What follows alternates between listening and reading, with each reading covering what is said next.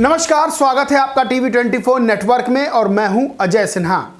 बिहार का रिजल्ट सामने आया, एनडीए ने प्रचंड बहुमत हासिल किया और महागठबंधन जो तमाम जीत के दावे कर रहा था उसे हार का सामना करना पड़ा।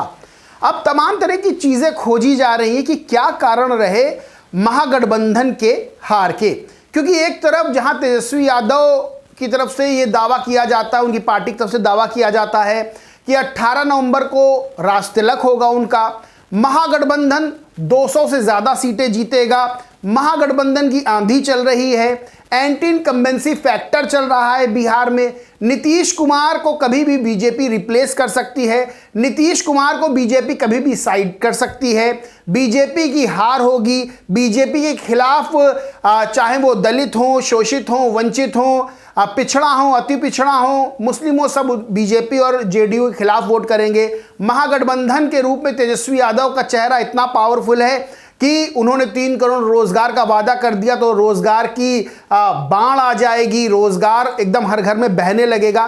तो फिर क्या कारण रहे जो महागठबंधन हार गया? राहुल गांधी एक तरफ आरोप चुनाव आयोग पर लगाते हैं वोट चोरी का, हाइड्रोजन बम फोड़ते हैं, परमाणु बम फोड़ते हैं और तमाम तरह के एटम बम फोड़ते हैं और ये दावा कहते हैं कि राहुल गांधी की अब सुनामी आने वाली है, वोटर अधिकार यात्रा निकाली जाती है, तमाम तरह की चीज़ें होती हैं। फिर क्यों तेजस्वी यादव को हार का सामना करना पड़ा? क्यों महागठबंधन की इतनी कम सीटें आईं? इसके पीछे कई कारण निकलकर सामने आते हैं, लेकिन एक कारण बार बार मेरे दिमाग में बहुत आता है। मेरे दिमाग में एक कारण आता है कि वो भी एक हार की बड़ी वजह है और क्या विपक्ष जो चुनाव दर चुनाव हार रहा है, क्या वो उस चीज पर नजर डाल रहा है, उस चीज से सीख रहा है या उस चीज में शामिल होता जा रहा है, उस चीज से घिरता जा रहा है? दरअसल मैं बात कर रहा हूं मीडिया की। आपको याद होगा कि विपक्ष लगातार न्यूज चैनल्स पर, अखबारों पर आरोप लगाता रहा है कि ये गोदी मीडिया है, ये भाजपा की बात ज्यादा करते हैं, विपक्ष की बात नहीं सुनते। तमाम तरह की डिबेट्स को लेकर भी सवाल खड़े होते हैं कि तमाम तरह की डिबेट्स होती हैं, उसमें एंकर बैठते हैं, वो विपक्ष को इतना मौका नहीं देते। भारतीय जनता पार्टी के प्रवक्ता जो बैठते हैं या जो एनडीए के सहयोगी दलों प्रवक्ता, उनको ज्यादा मौका मिलता है और इस तरह से आरोप लगाया जाता है। इसमें पूरी तरह से ना सच है, पूरी तरह से ना झूठ है। अब यहां पर मीडिया को गोदी मीडिया की संज्ञा दी गई तो उसके पैरेलल एक मीडिया और खड़ा होता है, जिसे कह सकते हैं सोशल मीडिया पर अपनी बात रखना, यूट्यूबर्स का एक धड़ा और तमाम पत्रकार जो यूट्यूब पे और सोशल मीडिया प्लेटफॉर्म पर अपनी बात रखते हैं। वहां से उन्होंने ये दावा करना शुरू किया कि हम ईमानदार पत्रकारिता करते हैं और गोदी मीडिया का एक ऑप्शन हम बन गए हैं। हुआ क्या कि बहुत से, मैं सबकी बात नहीं कर रहा हूं, लेकिन बहुत से यूट्यूबर्स, बहुत से तथाकथित पत्रकार, बहुत से बड़े पत्रकार ये करने क्या लगे, ये सीधे विपक्ष के समर्थन में खबरें चलाने लगे। यानी कि विपक्ष की कोई भी कमी होगी उसको नहीं दिखाया जाएगा और विपक्ष की सारी बढ़ाइयां, जितनी बढ़ाई करे जा सकते हैं, यानी कि जो आरोप ये लगाते थे मीडिया पर, गोदी मीडिया, ये उनसे भी 4 कदम आगे बढ़ते हुए विपक्ष विपक्ष विपक्ष और बीजेपी के हर काम खराब, बीजेपी हर चुनाव में हारेगी, प्रधानमंत्री नरेंद्र मोदी इस्तीफा दे देंगे, अमित शाह इस्तीफा दे देंगे, तमाम तरह की इस तरह की खबरें, योगी आदित्यनाथ और दिल्ली के बीच सब ठीक नहीं, योगी आदित्यनाथ को कभी भी हटाया जा सकता, तमाम तरह की चीजें चलती रहीं। खैर, ये उनका अपना अधिकार है, वो चलाएं। लेकिन यहां पर हुआ क्या कि लगातार कहीं भी चुनाव हो उससे पहले ये जो धड़ा है, जो अपने आप को ईमानदार पत्रकार कहता है, ये जो धड़ा है जो अपने आप को कहता है कि हम जो है विपक्ष की बात रखते हैं, क्या ये विपक्ष को गर्त में ढकेलने का काम कर रहा है? देखिए, सबसे बड़ी बात यह है कि जब तक आप कभी किसी को अपनी उसकी कमी नहीं बताएंगे तब तक उसको अपनी कमी का एहसास नहीं होगा। अगर आप व्यक्ति को बताते रहेंगे आप बहुत अच्छे हैं, बहुत बढ़िया हैं, तो होगा क्या, उसको उसकी कमियों का एहसास नहीं होगा और वो अपनी उन्हीं बढ़ाइयों में आगे बढ़ता रहेगा। जैसे हमारी तरफ कहावत है, चने के झाड़ पर चढ़ा देना। इस तबके ने किया क्या कि विपक्ष को चने के झाड़ पर चढ़ा दिया। आप हरियाणा का चुनाव उठा के देख लीजिए, मध्य प्रदेश का चुनाव उठा के देख लीजिए, महाराष्ट्र का चुनाव उठा के देख लीजिए, आप लोकसभा का चुनाव उठा के देख लीजिए, आप बिहार का चुनाव उठा के देख लीजिए।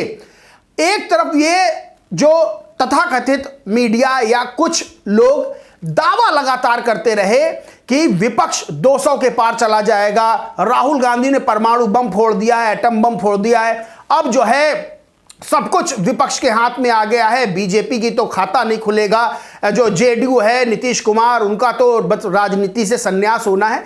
लेकिन जब रिजल्ट आया तो बिल्कुल इसके उलट था, यानी कि प्रचंड बहुमत इंडिया अलायंस की जगह एनडीए को मिला और इंडिया अलायंस को यानी महागठबंधन को हार का सामना करना पड़ा।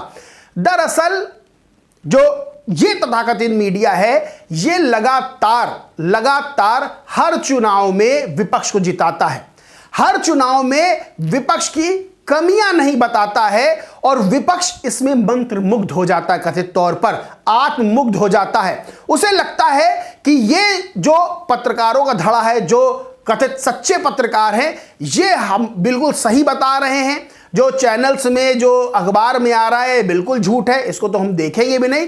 और होता क्या है कि जमीनी हकीकत उससे विपक्ष रूबरू नहीं हो पाता है।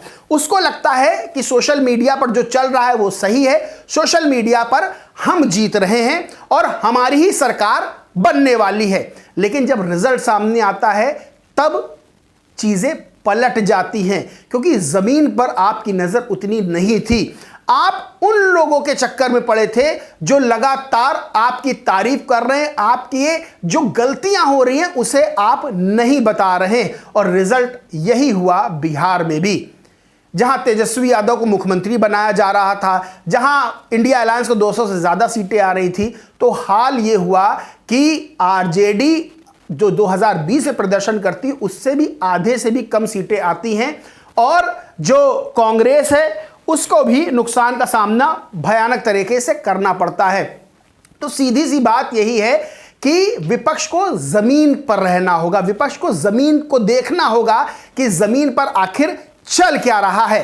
क्या जमीन पर वही बातें चल रही हैं जो सोशल मीडिया पर चल रही हैं?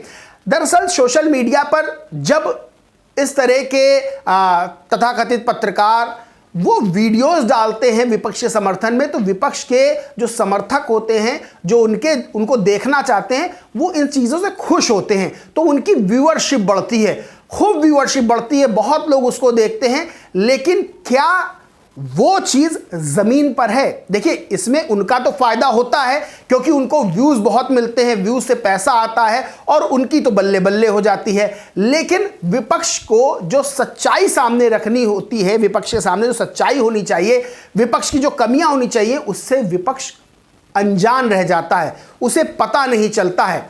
और सबसे बड़ी चीज़ यह है कि दर्शकों को भी ये चीज़ समझनी होगी, सोचनी होगी कि क्या वो सही दिखा रहे हैं, जो वो दावे कर रहे हैं वो सही हो रहे हैं, और अगर उनके दावे सही हैं तो हर चुनाव में जब रिजल्ट आता है तो उनके दावे गलत कैसे हो जाते हैं, कैसे बाद में वो सब कुछ सारा ठीकरा चुनाव आयोग और ईवीएम पर फोड़ देते हैं। क्योंकि एक तरफ चुनाव के रिजल्ट से पहले वो दावा करते हैं कि हम इतनी सीटें ला रहे हैं और जैसे ही रिजल्ट कम आता है तब ईवीएम दोषी हो जाती है, चुनाव आयोग दोषी हो जाता है। तो ये चीज़ बहुत समझनी होगी, क्योंकि आप बड़े बुजुर्ग कह गए हैं कि आप अपनी गलतियों से सीखते हैं। इंसान गलतियों का पुतला होता है, इंसान भगवान नहीं है।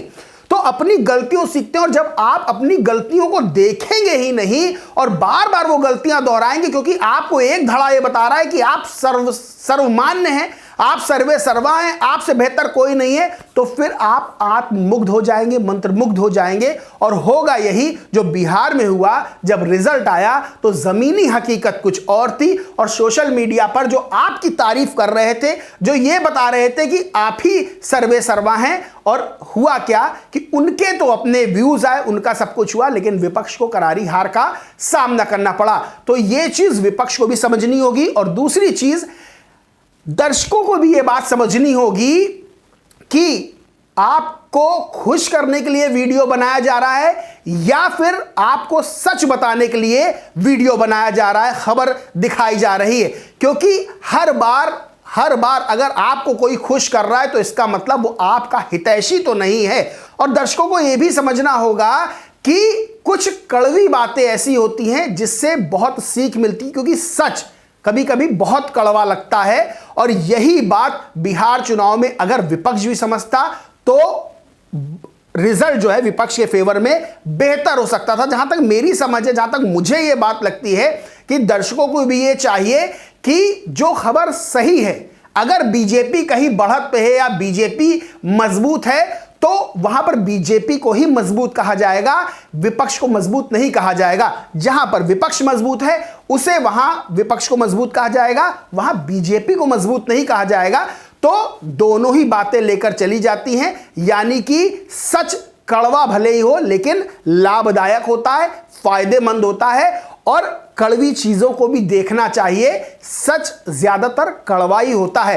तो दर्शकों से भी यही अपील है कि आप सच का साथ दें, आप सच्ची जो सच खबरें हैं वो देखें। वो भले ही आपको खुशी दे या आपको खुशी ना दे, आपको वो खबर देख के हो सकता हो मानिए विपक्ष का कोई समर्थक है और विपक्ष के फेवर में बात नहीं हुई तो वो आपको दुख देगा। मानिए बीजेपी का कोई समर्थक है, बीजेपी के फेवर में अगर बात नहीं हुई तो बीजेपी के समर्थक को दुख होगा, लेकिन जो सच होगा दिखाया वही जाएगा। सच्चे पत्रकार का, पत्रकारिता का धर्म निभाने वाले का कर्तव्य भी यही होना चाहिए, ना कि सिर्फ व्यूज बटोरना, लाइक्स बटोरना, खुद की बल्ले बल्ले करना और सामने वाला जब रिजल्ट आए तो वही ढाक के तीन पात की बार बार हार का सामना करना पड़ रहा है। क्योंकि आपको ये चीज एग्जामिन करनी होगी, इस चीज को चेक करना होगा कि चुनाव से, रिजल्ट से पहले एक तरफा सीटें दी जाती हैं और जब रिजल्ट आता है तो फिर इतनी बड़ी हार हो जाती है और फिर ठीक रहा दूसरे के सर पर फोड़ दिया जाता है।